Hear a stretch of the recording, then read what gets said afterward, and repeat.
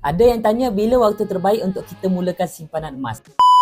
Nak tahu jawapan dia? Tengok video ni sampai habis, save dan share kepada yang lain. Sebenarnya waktu terbaik untuk kita mulakan simpanan emas adalah ketika kita ada duit.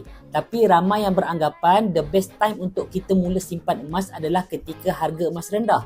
Kalau tuan-puan merancang untuk beli emas pada harga rendah dan terus menunggu, besar kemungkinan tuan-puan tak akan menabung emas sampai bila-bila. Sebab tak ada siapa pun tahu bila harga emas betul-betul murah. Turun naik harga emas tu biasa. Yang pasti trend harga emas confirm akan naik sekitar 10% setahun sejak 20 tahun yang lalu. Dan jika tuan-puan terus menunggu, duit mungkin habis dibelanjakan.